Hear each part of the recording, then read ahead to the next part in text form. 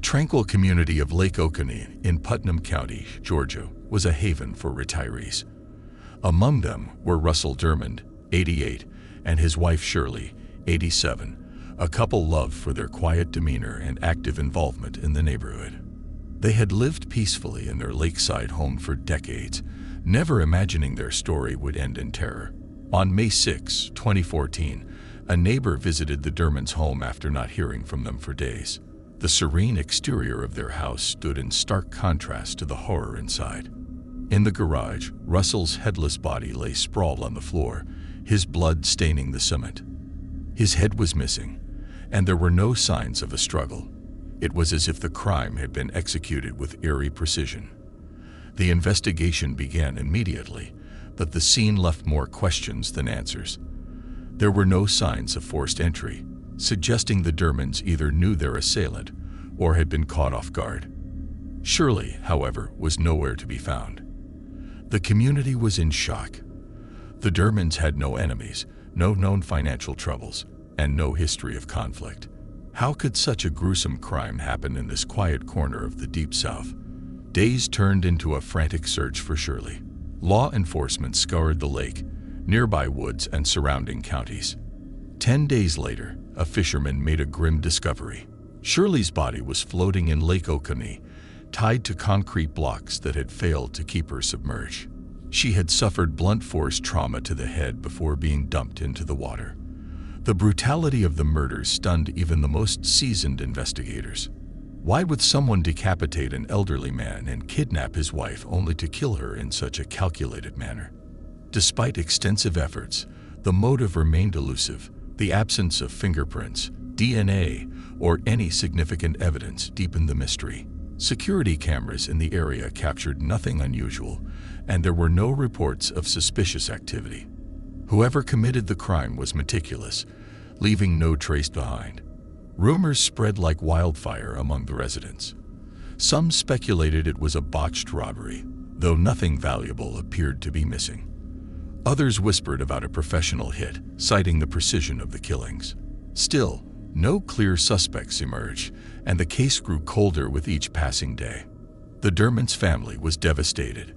Their children, scattered across the country, pleaded for answers, but the investigation yielded little progress. Without a motive, suspect, or solid leads, the case stalled. To this day, the murders of Russell and Shirley Dermond remain unsolved, a haunting chapter in the history of Lake Oconee. The once idyllic community has never fully recovered from the shock, and the shadow of the crime lingers over its residents. The story of the Dermonds serves as a chilling reminder that evil can strike even in the most peaceful corners of the world. Their home, once a symbol of comfort and safety, now stands as a silent witness to an unimaginable crime. Its walls holding secrets that may never be uncovered. For those who live near Lake Oconee, the unanswered questions are a constant source of unease. Who could commit such a heinous act? And why?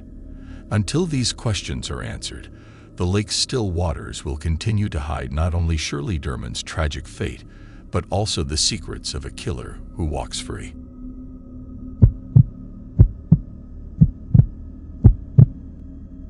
In the summer of 1954, Marion, Arkansas, was a town split by a dangerous divide, race and power.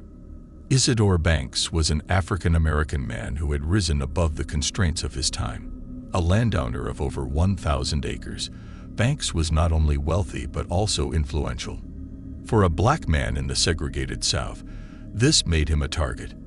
At 59 years old, Isidore was known as a kind but quiet man. His success was a testament to years of hard work, but to some in the community, it was a threat. Rumors swirled that some white locals resented his achievements, and there were whispers of rising tensions as Banks continued to prosper. In early June, Isidore left his home for what seemed like a routine trip to town. He was last seen on June 4, near a road leading to his farm. When he didn't return home that evening, his family grew concerned. By the next morning, worry turned to dread. Friends and family organized a search, combing the fields and dirt roads surrounding the area. Days passed with no sign of him. Finally, on June 8, a farmer discovered a horrific scene. Banks' charred body, tied to a tree. The stench of burned flesh lingered in the air, a haunting reminder of the violence that had taken place. The sight was beyond comprehension. Banks had been tortured, his body drenched in gasoline and set on fire. The brutality of the act sent shockwaves through Marion's black community, instilling fear and despair. When the sheriff arrived at the scene, his reaction was disturbingly indifferent. Despite the evidence pointing to a heinous hate crime, there seemed to be little urgency to solve the case. No fingerprints were taken, no suspects questioned, and no arrests made. Banks' family was left devastated. His death was not only a personal tragedy, but also a stark warning to other African Americans in Marion. No matter how successful you were, safety was never guaranteed. The investigation, or lack thereof, was riddled with racism and neglect. Marion's white authorities showed little interest in finding justice for a black man, regardless of his status. Banks' land, once his pride and legacy, was seized by opportunists eager to claim what he had built. The black community in Marion mourned in silence, knowing that speaking out could make them the next targets.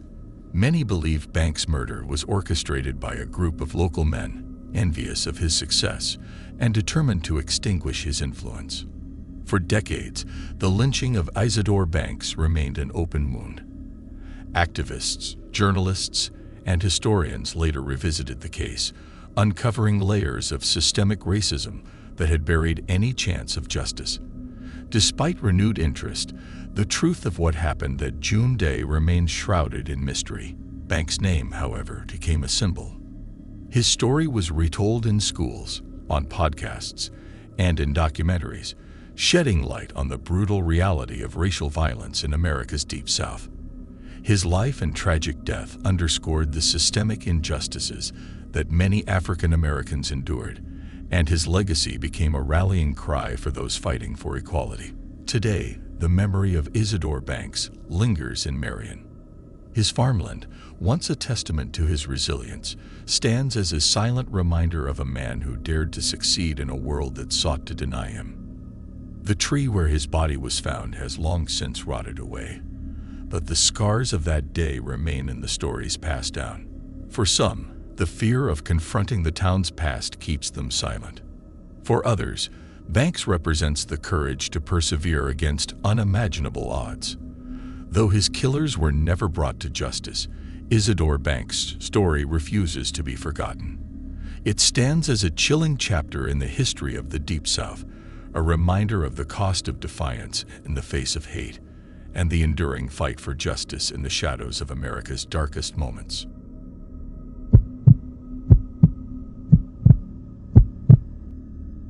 It was a warm summer night on July 31, 1999, when 17-year-olds J.B. Beasley and Tracy Hollett left Dothan, Alabama, for a birthday party in a neighboring town. Close friends, they had spent countless evenings laughing, talking, and dreaming of the future. But this night would end in tragedy, shattering their small community. The girls never made it to the party. Around midnight, Tracy called her mother from a payphone to say they were lost, but had gotten directions and would be heading home soon. It was the last time anyone heard from them. The following day, JB's black Mazda 929 was found abandoned on Herring Avenue in Ozark, Alabama. The car appeared undisturbed. The doors were locked and their purses were inside. But when investigators opened the trunk, they discovered the lifeless bodies of JB and Tracy. Both girls had been shot in the head at close range. There were no signs of sexual assault, and no valuables were missing, leaving investigators baffled about the motive. The crime scene yielded little forensic evidence, and leads were scarce. The small town of Ozark was consumed with fear and grief. Vigils were held, and friends and family pleaded for anyone with information to come forward. Yet, as days turned into weeks, the case grew colder. For years, the murders haunted the community. Rumors spread about possible suspects, but nothing concrete emerged. Parents warned their children not to trust strangers, and the memory of the girls became a painful reminder of the town's unsolved tragedy. It wasn't until 2019, nearly 20 years later, that a breakthrough finally came. Advances in DNA technology led investigators to a man named Coley McCraney. His DNA matched evidence found at the scene, and he was arrested. McCraney had lived in the area at the time of the murders, but had never been a suspect. He maintained his innocence, claiming he had no involvement in the killings. Despite his denials, the DNA evidence was compelling, and the case went to trial. In April 2023, McCraney was found guilty of capital murder and sentenced to life in prison without parole. For the families of JB and Tracy, the verdict brought some closure, but it could never erase the pain of their loss. The story of JB Beasley and Tracy Hollett remains a tragic chapter in Alabama's history. Their lives were cut short by senseless violence, and for 2 decades, their families were left without answers. Though justice was eventually served, the scars of that night linger in the hearts of all who knew them. Ozark has tried to move forward, but the memory of JB and Tracy is a permanent part of its legacy.